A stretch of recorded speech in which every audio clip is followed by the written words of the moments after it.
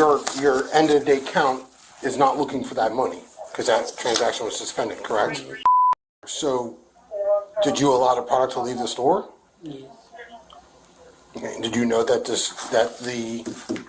the transaction was suspended? I pay the money back, please. I can't go to jail. Just hope my grandma and everything. I can't go to jail. You got $3,100? I can pay payments. I can do something. That's not on my hands. That's on them. A cashier, a button on a register, 3 weeks of quiet theft. By the time Palm Beach County deputies walked through the back door of this Burlington coat factory, more than $3,000 in merchandise had already vanished, one suspended transaction at a time. What the body camera captured next would hand prosecutors a complete confession before a single handcuff was ever placed. But here is the question every viewer should be asking. Was any of it even legal? I'm sure they could be outside here. Here to talk to you. All right. I'm Deputy Frankie with the Sheriff's Office. I pay the money back, please. I can't go to jail. Just hope my grandma and everything. I can't go to jail.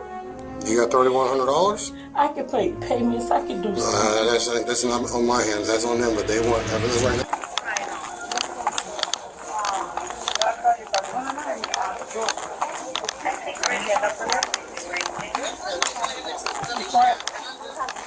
Oh, yeah.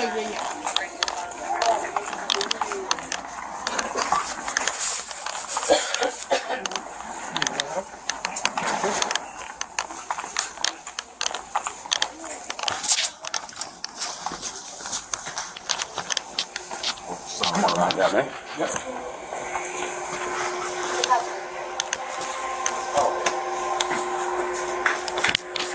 Good. So what's going on? She was always the cashier. Like, she was always giving them the stuff for free. Like, you know, the other associates, I haven't found any where they're hooking her up. She's just the cashier. So she's really admitted to like $3,000, which is about what I came up with. So a minimum of $3,000 she allowed to leave the store by not properly ringing it. But I put it on here, like I kind of put, this is her, so she's responsible for, let's just say, $3,000. The other one, from what I can see on the transactions, 16 of that is what this associate walked out with. And this one here is like a former associate she recently quit. So that's just their names. I just had all the other associates' names. But that person you have prison here today, she was involved in all the transactions. She was involved in all. She was the cashier. So she was the cashier. So she was like letting the employee leave with all those stuff. She would bring some of the stuff up, you know, so it looks, if anybody's looking, it looks like everything's getting rang, but then she was, instead of cashing it out, they would hit suspend, so it just suspends the transaction, but she still gave them the stuff and they walked out. They never paid for it. Like on this here, that's every one of these are items taken, or None of that was paid for. Okay, that's why I just want to make sure. Yeah. It's almost 3,100. This is her generic statement. Yeah, but it's not sworn to us. No, I didn't know if you needed it. Give me 1 second, all right? Well, let me go in and talk to her. At least let me make contact and let her know what's going on. I'm sure they could be outside her. The body camera footage from this Palm Beach County arrest presents a clean legal framework for 3 overlapping doctrines. Florida theft law, custodial interrogation rules, and the organized fraud statute all converge in a single encounter. Start with the charging analysis. Florida statute section 812.014 governs all theft offenses. It requires a knowing taking of property belonging to another, coupled with intent to deprive the owner. When the aggregate value reaches $750, the offense crosses from petite theft into third-degree grand theft. A third-degree felony in Florida carries a statutory maximum of 5 years in state prison. The loss figure here exceeds $3,000. The felony threshold is met several times over. But the conduct also triggers a second, more serious statute. Florida statute section 817.034, known as the Florida Communications Fraud Act, prohibits any systematic, ongoing course of conduct undertaken with intent to defraud where property is actually obtained. One-time theft does not qualify. Repeated, coordinated conduct across multiple weeks does. Under the Florida Supreme Court's decision in Pizzo v. State, decided in 2006, grand theft is a lesser-included offense of organized fraud for double jeopardy purposes. Prosecutors commonly charge both and allow the jury to select the appropriate conviction. The practical consequence is sentencing exposure. Both offenses are third-degree felonies at this dollar amount, but organized fraud carries a higher offense severity ranking under Florida's Criminal Punishment Code, generating a higher recommended guideline sentence on the score sheet. He's here to talk to you. All right. I'm Deputy Frankie with the Sheriff's Office. Well, unfortunately, there's no choice. You're going today. Can I pay the money back, please? I can't go to jail. I just off my grandma and everything. I can't go to jail. You got $3,100? I can pay payments. I can do something. That's not on my hands. That's on them. But they want everything right now. They're prosecuting. Can I please make payments? I can't go to jail. I just off my grandma this morning. I can't. I know, that's awful. I mean, I can't, like I said, I go with the corporate. Please, I can't go to jail. I really can't go to jail. I I'm a understand. single mom. I can make payments. I can do a payment plan. Please just talk to them. I can't go to jail. Right, and I did, just, I know it's tough, but I did, and they, it's. I Please, made that just can you decision. call them back and talk to them and explain to them I can't go to jail, sir. I I will call them back, but I don't know what it's gonna be. Please, Because I tell them just please talk to everything. them. I can't go to jail. I can't.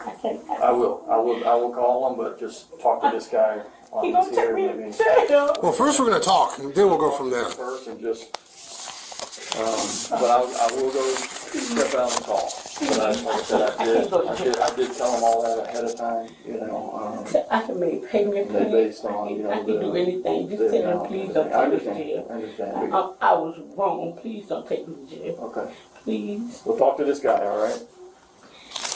All right, what's your name, ma'am? Yes. All right. So I'm going to read you Miranda because we are going to talk. So just make sure you acknowledge everything that I say, all right? You have the right to remain silent and not answer any questions. Do you understand? Yes. Any statement must be freely and voluntarily given. Do you understand? I just need a yes or no. Yes. Okay. You have the right to an attorney of your choice or a court-appointed attorney before you make any statement or any question. Do you understand?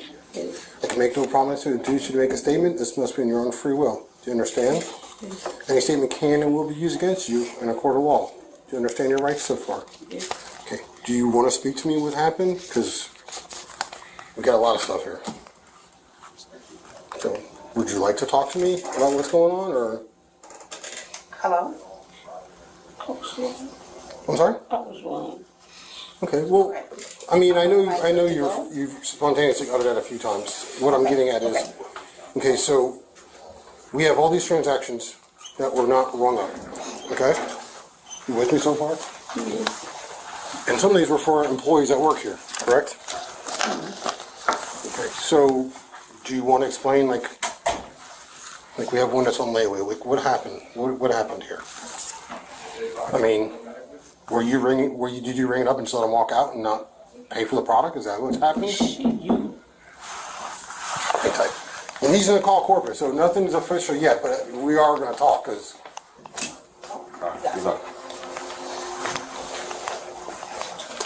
so they say about almost $3,100 in items so far. But I don't even know half of them people. I told it might was a mistake for some of them, but they're saying that the receipt came out after they put their card there, and the receipt came out. I didn't know if I suspended or not. I just explained that to them. Some of them people I don't even know. Oh, explain. I don't understand what you mean by suspend. That's what I don't understand. What does that mean? So, like this one here has your name, right? Yes. So this was a transaction for 13 items on the 28th, right? So, and it says status suspended. What does that mean?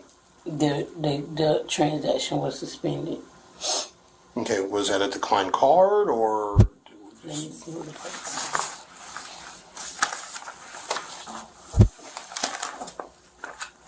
No, it just was. I just canceled the whole transaction. All right, so you suspended that transaction. So we have a total of So it's like $103. Is that something you? This the one, no. Well, this is what it She says. used, one person used the card. She put her card in, but the receipt still came out. He said, I put suspended. So the receipt still came out. So he said, I suspended it and the items did leave the store. Okay, so the transaction was suspended. You knew it was suspended. And Not this one. It's another one that I knew was suspended. okay, so regardless, how does it go in suspended? Is it because a payment wasn't accepted, or there was no payment, or is it something you have to do? You can press F2. You can press your number on there and they'll suspend it. Okay, so that's happened, and so you knew that this transaction was suspended for whatever reason, and you allowed the product to leave? I'm sorry? Not on all of them because the receipt will come out. If they put their phone right there, it won't tell me if you want to pay. It's just the receipt will come out. Okay, but does it always have suspended? I mean, every one of these receipts has suspended on them. That's what the system said. Okay, and I also have one here, I'm looking for it, that was a layaway, that they came back in the next day, that layaway was then canceled, and then the product still left the store. Yes. So I guess what I'm getting at here is, I mean, you're knowing allowing this stuff to leave the store, correct? The layaway, yes. So why would you do that? I told I was helping a person. Are you getting any kickback for that? Are are they giving you anything for this product, or? And how long you work for Burlington? I started in March. In March? Yes.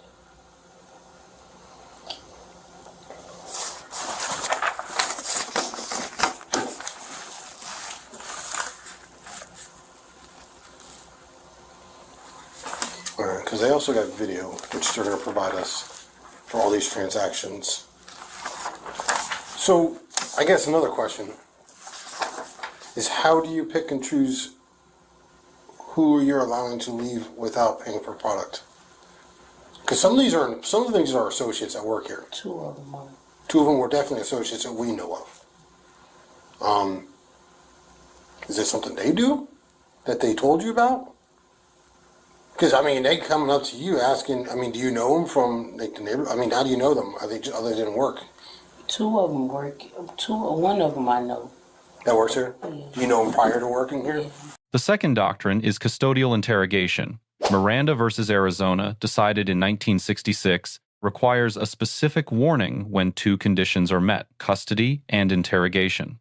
Berkemer versus McCarty, from 1984, defines custody by an objective reasonable person test. Would a person in the suspect's position feel free to terminate the encounter and leave? A suspect held in a back office, told she will be transported to jail, surrounded by a uniformed deputy, plainly satisfies the custody prong. Interrogation, under Rhode Island versus Innis from 1980, extends beyond direct questioning. It includes any words or actions an officer should know are reasonably likely to elicit an incriminating response.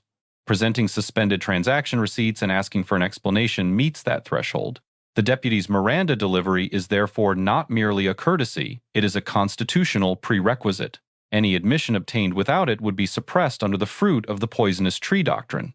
The waiver analysis is the more interesting question. A waiver must be knowing, intelligent, and voluntary. The suspect is emotionally distraught, invoking recent family loss and openly pleading to avoid jail. Defense counsel would argue these factors undermine the voluntariness and intelligence components of the waiver. The counter doctrine, articulated in Colorado versus Connolly from 1986, holds that voluntariness requires state action, not merely internal emotional distress. Absent police coercion, the waiver stands. And then did they tell you that this goes on? No.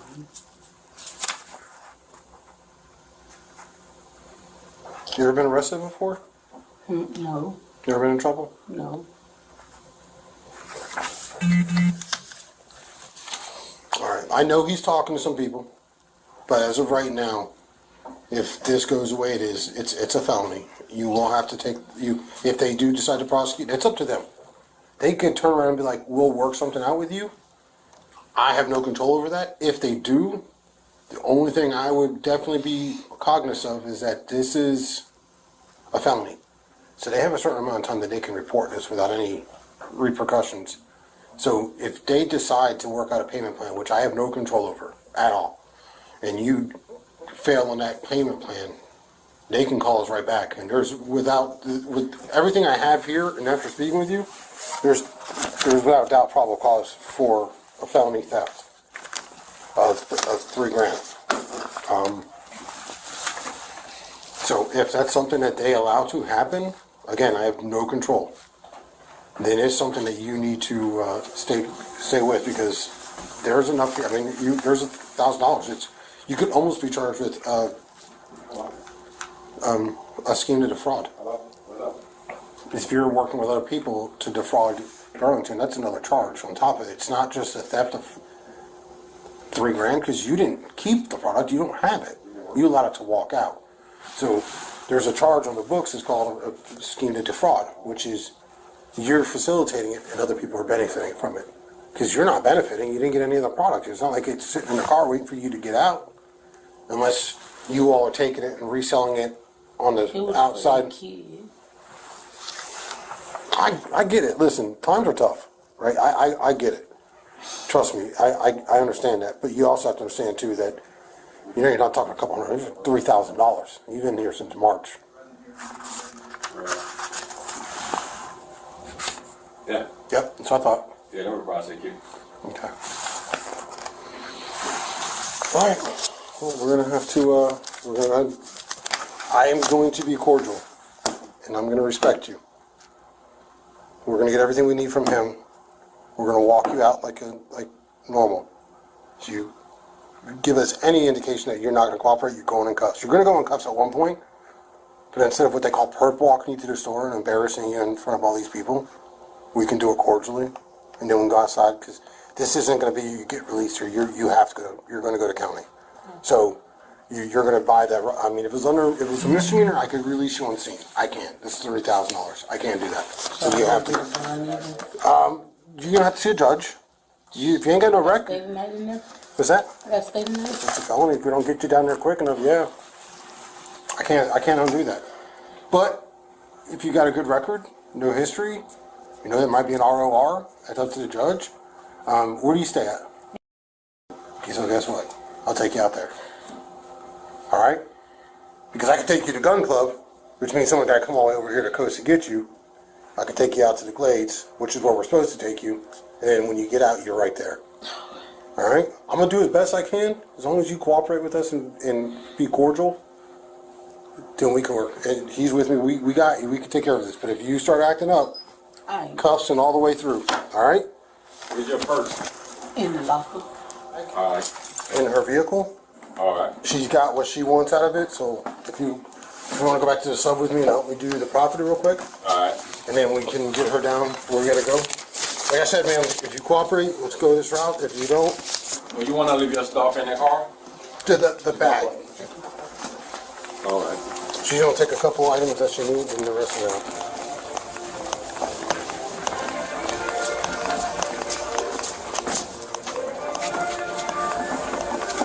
Show us where your car is. One of us will take that out there and drop it off. Once you go to my car, we have to go in cuffs, and then we'll give you I'll double them up.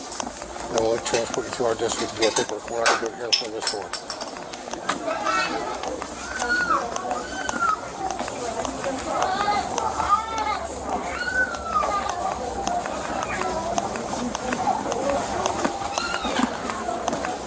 This is the black Impala. What's that? It's the black Chevy This Impala. black Chevy Impala? All right. All right, you want to get that in the keys? This is me right here. We'll try and make it as comfortable as we can, right? It ain't built for comfort. Hold on, we got one. We're gonna